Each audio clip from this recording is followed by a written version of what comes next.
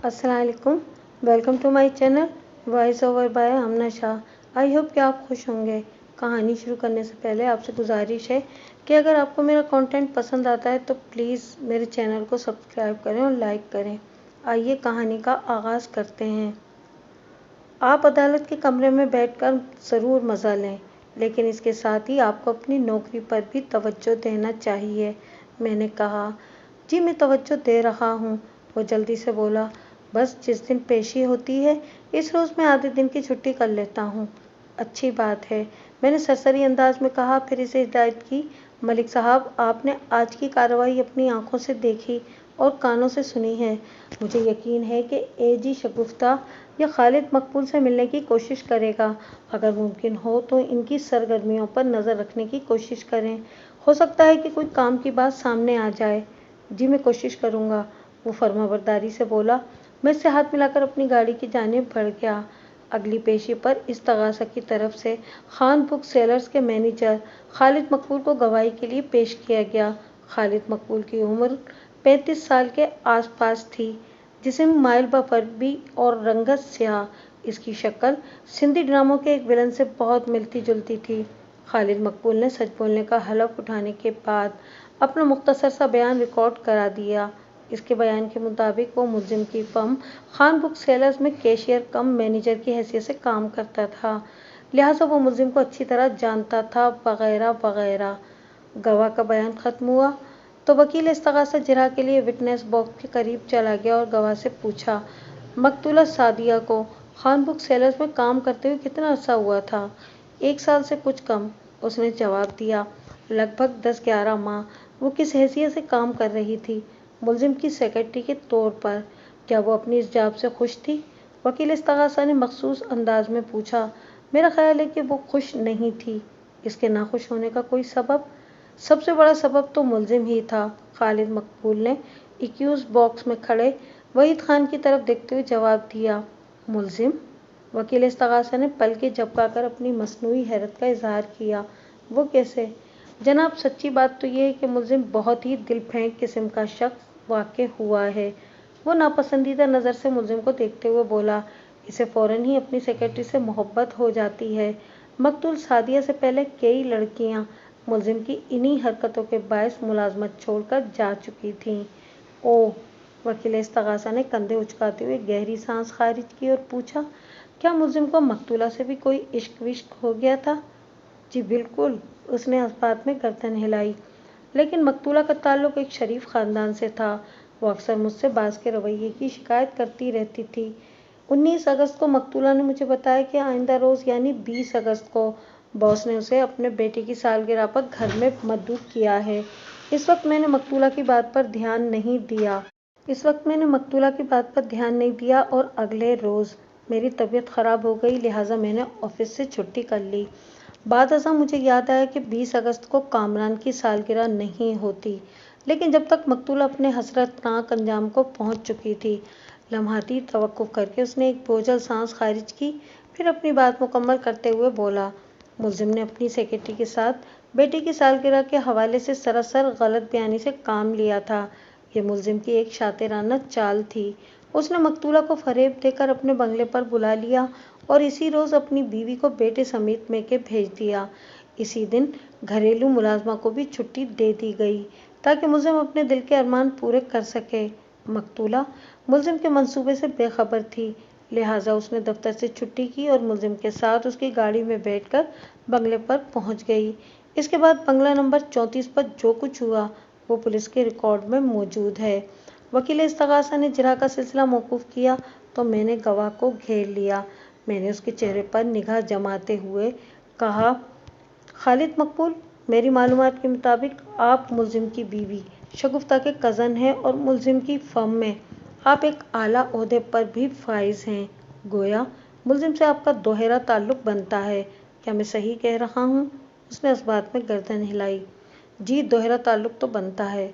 आमतौर पर देखने में ये आया कि मैनेजर या इसी नौइयत के दीगर आला ओहदों पर काम करने वाले अफराद अपने बॉस के ख़ास वफादार होते हैं और इनकी तमाम तर हमदर्दियाँ अपने बॉस के लिए होती हैं।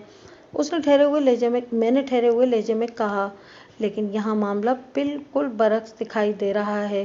آپ کے بیان اور بعد ازاں وکیل سرکار سے ہونے والی گفتگو سے یہ ظاہر ہوتا ہے کہ آپ اپنے بات سے کوئی خاص قسم کی دشمنی رکھتے ہو۔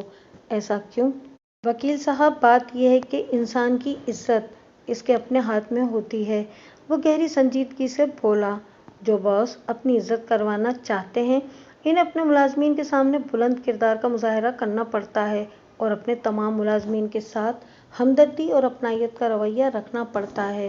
لیکن اگر ایسا نہیں ہوگا اور باس اپنی بیوی بچوں کو پسے پشت ڈال کر سیکرٹری کے عشق کے بخار میں مبتلا ہو کر اونچی حرکتوں پر اتر آئے گا تو بتائیں کون اس کی عزت کرے گا؟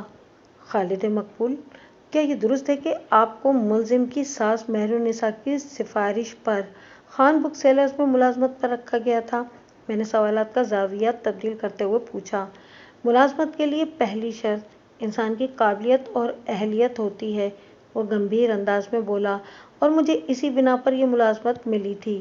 ہاں، یہ درست ہے کہ آنٹی مہرالنساء نے ہی مجھے ملزم کے پاس بھیجا تھا۔ مسٹر خالد، کیا آپ اس بات سے انکار کریں گے کہ جب ملزم کو پتہ چلا کہ آپ اس سے زیادہ اس کی بیگم شگفتہ سے حق وفاداری نبھا رہے ہیں تو اس نے آپ کو ملازمت سے برخاست کر دیا تھا؟ جناب، حقیقت یہ ہے کہ ملزم ایک شکی مزاج شخص ہے، وہ وضاحت کرتے ہوئے بولا۔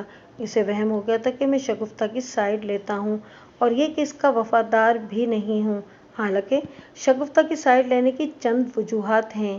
مثلاً کون سی وجوہات ہیں؟ میں پوچھے بنا نہ رہ سکا۔ نمبر 1، شگفتہ میری کزن ہے، اسے خوش دیکھنا میری خواہش ہے۔ وہ ٹھہرے ہوئے لہجے میں بولا۔ اگر میں اس کے حقوق کے تحفظ کے لیے سوچتا تھا تو میرے خیال میں اس میں کوئی برائی نہیں تھی۔ ملزم کے کرتوت میرے سامنے تھے۔ اگر میں نے مقتولہ کے حوالے سے کبھی کوئی بات اپنی کزن شگفتہ کو بتا دی ہوگی تو مجھے اس پر کوئی ندامت نہیں ہے، لیکن آپ ملزم کے تنخواہ دار ملازم تھے۔ میں نے ایک لفظ پر زور دیتے ہوئے کہا، آپ کو پہلے حق نمک ادا کرنا چاہیے تھا، اس کے بعد رشتہ داری نبھانے کے بارے میں سوچنا چاہیے تھا۔ لمحاتی توقف کر کے میں نے ایک طویل سانس خارج کی، پھر گواہ کی آنکھوں میں دیکھتے ہوئے پوچھا، کیا یہ درست ہے کہ آپ کی منت سماجت پر ملزم نے آپ کو دوبارہ ملازمت پر بحال کر دیا تھا؟ آپ اسے منت سماجت تو نہیں کہہ سکتے، وہ برا سا منہ بناتے ہوئے بولا۔ البتہ میں نے ملزم کو یقین دلانے کی کوشش کی تھی کہ اب میں مکمل طور پر اسی کا وفادار رہوں گا، اور ملزم نے آپ سے یہ وعدہ بھی لیا تھا کہ آئندہ آپ شگفتہ یا مہرالنساء سے کوئی تعلق نہیں رکھیں گے۔ میں نے چپتے ہوئے لہجے میں پوچھا۔ ہاں، یہ ملزم کی خواہش تھی اور میں نے از روئے مصلحت اپنی نوکری بچانے کے لیے اس سے یہ وعدہ کر لیا تھا، لیکن زمینی حقائق کی روشنی میں یہ عملاً ممکن نہیں تھا۔ اس نے بتایا، شگفتہ اور مہرالنساء سے میری رشتہ داری ہے، میں ان سے ملنا جلنا کیسے ترک کر سکتا تھا؟ تو اس کا مطلب یہ ہوا کہ ملزم سے ایفائے عہد کرنے کے باوجود بھی آپ شگفتہ اور مہرالنساء سے رابطے میں تھے، میں نے طنزیہ لہجے میں کہا، اور دفتر کی ساری رپورٹیں بھی پہنچا رہے تھے۔ شگفتہ اور مہرالنساء میری رشتہ دار ہیں اور رشتہ داروں سے ملنے پر کوئی پابندی نہیں لگا سکتا، وہ عجیب سے لہجے میں بولا، مگر یہ غلط ہے کہ میں انہیں آفس کی رپورٹنگ کیا کرتا تھا۔ خالد صاحب، تھوڑی دیر پہلے آپ نے وکیل استغاثہ کے ایک سوال کے جواب میں بتایا ہے کہ ملزم نے بہانے سے مقتولہ کو اپنے بیٹے کی سالگرہ کا بتا کر گھر بلایا تھا، بلکہ وہ مقتولہ کو خود اپنے ساتھ لے کر بنگلے پر پہنچا تھا، کیونکہ مقتولہ کے حوالے سے اس کے ذہن میں ایک خاص نوعیت کی پلاننگ تھی۔ اپنے عزائم کو پایۂ تکمیل تک پہنچانے کے لیے ملزم نے وقوعہ کے روز یعنی 20 اگست کو گھریلو ملازمہ کو چھٹی دے دی اور اپنے بیوی بچوں کو بھی نانی کے گھر یعنی آنٹی مہرالنساء کے گھر بھیج دیا۔ کیا میں غلط کہہ رہا ہوں؟ میں نے بات ختم کر کے سوالیہ نظر سے خالد مقبول کی طرف دیکھا۔ آپ ٹھیک کہہ رہے ہیں، وہ اس بات میں گردن ہلاتے ہوئے بولا، میں نے یہی بیان دیا ہے۔ کیا آپ معزز عدالت کو یہ بتانا پسند کریں گے کہ آپ کی ان معلومات کا ذریعہ کیا ہے؟ میں نے پوچھا۔ کون سی معلومات؟ اس نے الجھن زدہ نظر سے مجھے دیکھا۔ نمبر 1، ملزم نے مقتولہ کو اپنے بیٹے کی سالگرہ پر گھر بلایا تھا، بلکہ اپنی گاڑی میں بٹھا کر گھر لے گیا تھا، میں نے وضاحت کرتے ہوئے بتایا۔ نمبر 2، اس روز ملزم نے گھریلو ملازمہ کو چھٹی دے دی تھی۔ نمبر 3، اس روز ملزم نے شگفتہ اور کامران کو مہرالنساء کے گھر بھیج دیا تھا وغیرہ وغیرہ۔ دیکھیں جناب، میں بتا چکا ہوں کہ وقوع سے ایک روز پہلے یعنی 19 اگست کو مقتولہ نے خود مجھے یہ بات بتائی تھی کہ 20 اگست کی دوپہر ملزم نے اپنے بیٹے کی سالگرہ پر اسے گھر میں مدعو کیا ہے۔ وہ اپنے لہجے کو توانا ظاہر کرتے ہوئے بولا۔ مقتولہ اور ملزم ایک ساتھ بنگلے پر پہنچے۔ اس امر کی گواہی پچھلی پیشی پر استغاثہ کے گواہ مسٹر عبدالغفار نے بھی دی تھی۔ شگفتہ اور کامران کو مہرالنساء کے گھر بھیجنے کے بارے میں مجھے شگفتہ نے بتایا تھا، اور جہاں تک گھریلو ملازمہ کو چھٹی دینے کی بات ہے تو ظاہر ہے گھریلو ملازمہ شکیلہ کی موجودگی میں تو مقتولہ کے ساتھ ملزم گلچھرے نہیں اڑا سکتا تھا۔ گویا شکیلہ کو چھٹی دینے کے بارے میں آپ نے قیاس کیا ہے، میں نے کہا۔ اس حوالے سے آپ کے پاس کوئی ٹھوس ثبوت یا دلیل نہیں ہے۔ آپ ایسا کہہ سکتے ہیں، وہ بے نیازی سے بولا، پھر تمسخرانہ انداز میں پوچھا، کیا قیاس آرائی پر بھی کوئی دفعہ لگائی جا سکتی ہے؟ بالکل لگائی جا سکتی ہے، بشرط یہ کہ اس قیاس آرائی کے کسی شخص یا کسی پارٹی پر منفی اثرات مرتب ہوتے ہوں، میں نے سرسراتے انداز میں کہا۔ پھر پوچھا، میری معلومات کے مطابق وقوع سے کافی عرصے پہلے ملزم اور اس کی بیوی شگفتہ میں بول چال کا سلسلہ موقوف تھا، پھر یہ کیسے ممکن ہے کہ 20 اگست کو ملزم نے اپنی بیوی بچوں کو مہرالنساء کے گھر جانے کے لیے کہہ دیا ہو؟ یہ تو آپ ملزم سے پوچھیں یا پھر شگفتہ سے، وہ اکتاہٹ آمیز لہجے میں بولا۔ مجھے شگفتہ نے جو بتایا وہ میں نے بیان کیا ہے۔ گڈ، میں نے استہزائیہ انداز میں کہا۔ ملزم سے تو میں سب کچھ پوچھ چکا ہوں، اور جب شگفتہ گواہی دینے آئیں گی تو ان سے بھی بہت کچھ پوچھ لوں گا۔ فی الحال آپ مجھے یہ بتائیں کہ، میں نے لمحاتی توقف کر کے گہری سانس لی، پھر اپنی بات کو مکمل کرتے ہوئے کہا، کیا یہ درست ہے کہ ایک روز شگفتہ نے خان بک سیلرز کے آفس میں آ کر خوب ہنگامہ مچایا تھا؟ اس نے مقتولہ کو بہت برا بھلا کہا تھا اور ملزم سے کہا تھا کہ وہ فی الفور مقتولہ کو نوکری سے نکال دے، لیکن اس موقع پر مقتولہ نے بھی شگفتہ کو آڑے ہاتھوں لیا تھا اور خوب کھری کھری سنا ڈالی تھیں۔ کیا آپ کو معلوم ہے یہ جھگڑا کس بات پر ہوا تھا؟ میں نے شور کی آوازیں تو سنی ہی تھیں، وہ بہانے بازی سے کام لیتے ہوئے بولا، لیکن مجھے یہ نہیں معلوم کہ اس جھگڑے کے دوران میں ان کے بیچ کیا کیا باتیں ہوئی تھیں۔ ٹھیک ہے، آپ نے ان تینوں کی باتیں نہیں سنی تھیں، میں نے مصلحت آمیز انداز میں کہا، لیکن میں نے اس جھگڑے کا سبب پوچھا ہے۔ شگفتہ کو اس بات کا علم تھا کہ ملزم مقتولہ کے ساتھ پیار کی پینگیں بڑھا رہا ہے، وہ وضاحت کرتے ہوئے بولا۔ ملزم کا مقتولہ کے گھر میں آنا جانا بھی تھا۔ ملزم مختلف طریقوں سے مقتولہ سے شادی کے لیے اس پر دباؤ ڈال رہا تھا، اور ملزم کی یک طرفہ خواہش تھی۔ مقتولہ ایک ادھیڑ عمر شخص کے ساتھ شادی کے لیے ہرگز تیار نہیں تھی۔ اوکے، میں نے سرسری انداز میں کہا۔ پھر پوچھا، خالد مقبول صاحب، آپ ملزم کی فیملی کے بہت قریب ہیں، لہٰذا آپ کو یقیناً یہ بات تو پتہ ہی ہوگی کہ ملزم نے گزشتہ مئی کے مہینے سے اپنی بیوی شگفتہ کو طلاق کا نوٹس دے رکھا ہے، اور ملزم اپنی گرفتاری کے سبب طلاق والے معاملے کو فائنل نہیں کر سکا تھا۔ نہیں جناب، اس نے نفی میں گردن ہلائی، مجھے ایسے کسی نوٹس کا کوئی علم نہیں ہے۔ کیا واقعی؟ میں نے حیرت بھری نظر سے اسے دیکھا۔ جی بالکل، میں سچ کہہ رہا ہوں، وہ بڑے اعتماد سے بولا۔ آپ کا یہ سچ کہیں آپ کے خلاف نہ چلا جائے خالد صاحب، میں نے ایک ایک لفظ پر زور دیتے ہوئے کہا۔ اچھی طرح سوچ لیں، جو حقیقت ہے وہ میں نے بیان کر دی، وہ برا سا منہ بناتے ہوئے بولا، اور حقیقت کو 100 بار بھی بیان کیا جائے تو اس میں کوئی تبدیلی نہیں آتی۔ اوکے، میں نے پکا کرنے کے بعد اسے گھیر لیا۔ خالد صاحب، آپ نے اپنے بیان میں ایک جگہ استغاثہ کے گواہ اے جی اور پچھلی پیشی کا ذکر کیا ہے۔ کیا آپ کو یاد ہے کہ یہ پیشی کتنے دن پہلے ہوئی تھی؟ ٹھیک 10 دن پہلے، اس نے بڑے وثوق سے جواب دیا۔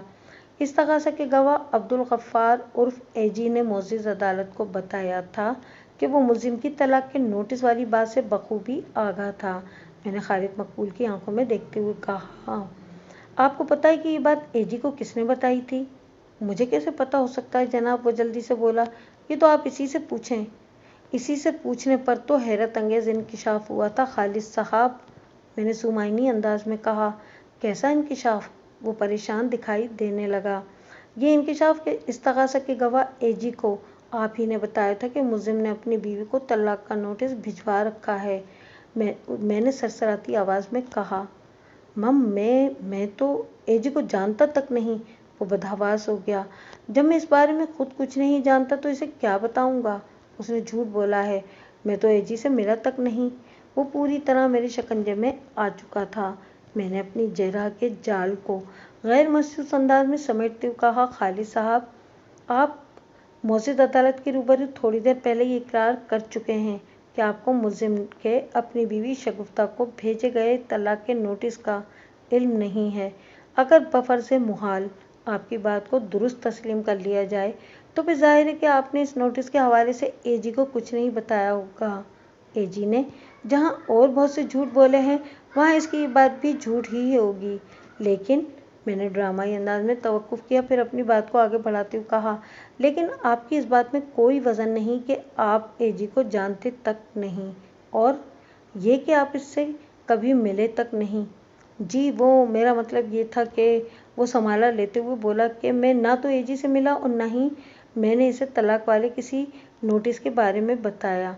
मतलब आप इसे जानते तो हैं ना? जी, बस इस हद तक कि वो किसी ज़माने में आंटी मेहरुन्निसा के यहाँ ड्राइवरी करता था। वो सफाई पेश करते हुए बोला। मगर ये तो लगभग 12 साल पहले की बात है। मैंने कहा। जी, इतना अरसा तो हो ही गया होगा। वो जान छुड़ाने वाले अंदाज में बोला। आखिरी मर्तबा एजी से आपकी मुलाकात कब हुई थी? मैंने उसकी आंखों में झांकते हुए सवाल किया। मुझे अच्छी तरह याद नहीं है जनाब। वो इधर उधर देखते हुए बोला। काफ़ी अरसा गुजर चुका है। काफ़ी अरसा मतलब कई साल? जी, कई साल। उसने अस्पात में गर्दन हिलाई। खालिद मकबूल साहब, मैंने अपने लहजे में दुरुस्ती भरते हुए कहा, आज से ठीक 9 दिन पहले, यानी गुज़िश्ता पेशी के अगले रोज़, इस्तगासा का गवाह अब्दुल गफ्फार उर्फ एजी दोपहर के वक्त मुलजिम की बीवी शगुफ्ता से मुलाकात करने उसके बंगले पर गया था। क्या आप इस बात से भी इनकार करते हैं? मैंने पिछली पेशी पर मुलजिम के दोस्त मलिक नईम से की ये ड्यूटी लगाई थी कि वो एजी पर गहरी निगाह रखे। मलिक साहब ने मुझे खासी अहम मालूमात फराहम की थी। मैं इस बारे में कुछ नहीं जानता। वो बड़ी शिद्दत से नफ़ी में गर्दन हिलाते हुए बोला। मैं दूसरों के मामलात की टोह में नहीं रहता। ये तो बहुत अच्छी बात है, मैंने सराहने वाले अंदाज में कहा, लेकिन मुझे यकीन है कि आपको अपने मामलात की तो पूरी खबर होगी, है ना? वो पलकें झपकाते हुए बोला कि मैं समझा नहीं। मैं समझाता हूँ, मैंने ठहरे हुए अंदाज में कहा।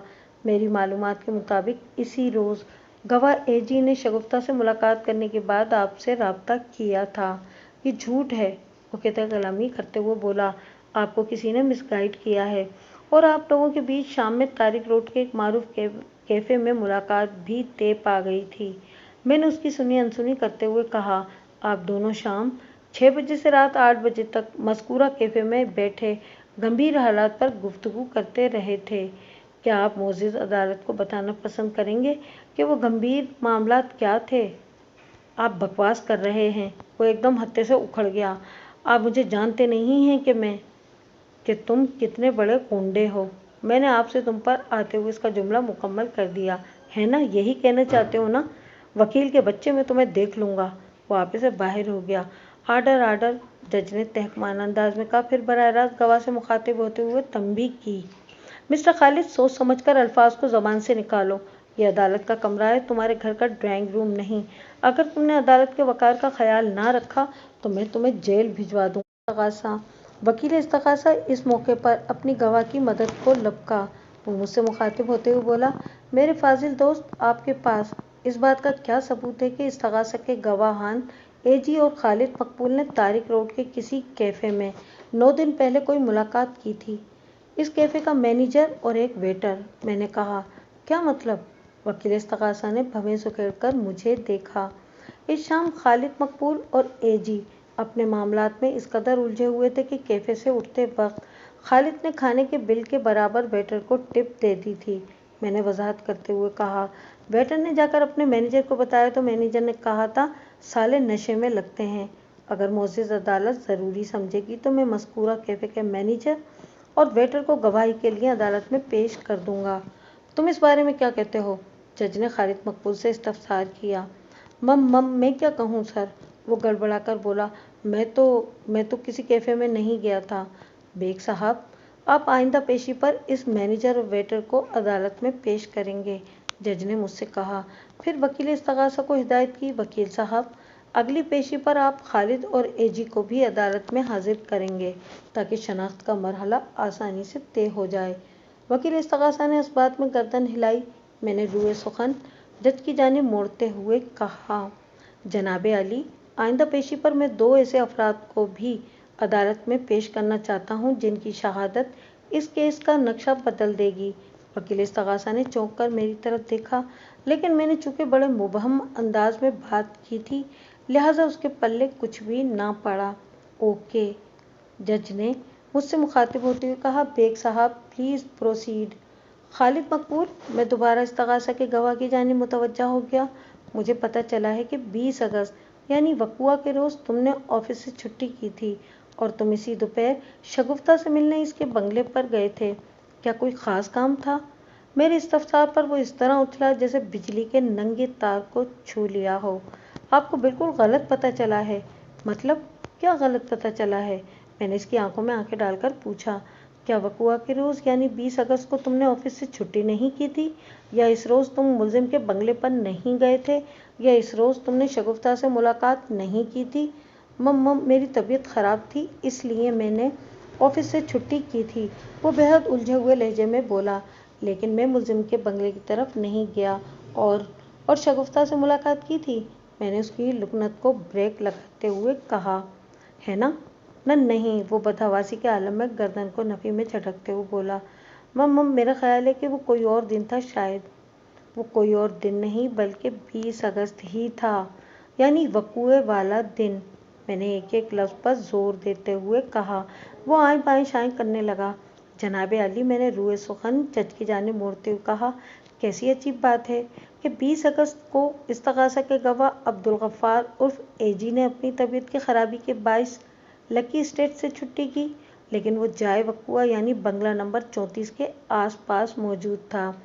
20 اگست ہی کو استغاثہ کے دوسرے گواہ اور ملزم کے کیشیئر کم مینیجر خالد مقبول کی بھی طبیعت خراب ہو گئی اور وہ بھی آفس نہیں جا سکا۔ اسی روز ملزم کی بیوی شگفتہ اپنے بیٹے کے ہمراہ مہرالنساء کے گھر چلی گئی۔ اسی روز ملزم کی ملازمہ کو بھی چھٹی دے دی گئی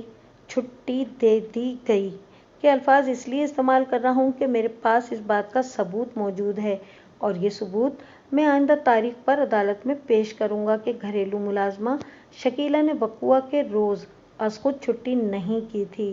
اسی روز مقتولہ سعدیہ نے اپنی مفلوج والدہ ہاجرہ بیگم کے لیے 1 بجے دفتر سے چھٹی کی اور پھر وہ بنگلہ نمبر 34 میں موت کے گھاٹ اتار دی گئی۔ یہ سب اتفاقات نہیں ہو سکتے، یقیناً ان کے پیچھے کوئی گہری سازش چھپی ہوئی ہے۔ لمحاتی توقف کر کے میں نے ایک آسودہ سانس خارج کی، پھر دوبارہ خالد مقبول کی جانب متوجہ ہو گیا۔ کیا تم اس بات سے واقف تھے کہ وقوعہ کے روز شگفتہ اپنے بیٹے کامران کے ساتھ مہرالنساء کے گھر گئی تھی؟ جی، مجھے پتہ چلا تھا، وہ تھوک نگلتے ہوئے بولا۔ ملزم نے اپنے منصوبے کو عملی جامہ پہنانے کے لیے گھریلو ملازمہ کو بھی چھٹی دی اور بیوی بچوں کو بھی سسرال بھیج دیا تھا، گواہ کی ڈھٹائی کی جوتا کاری کے لیے۔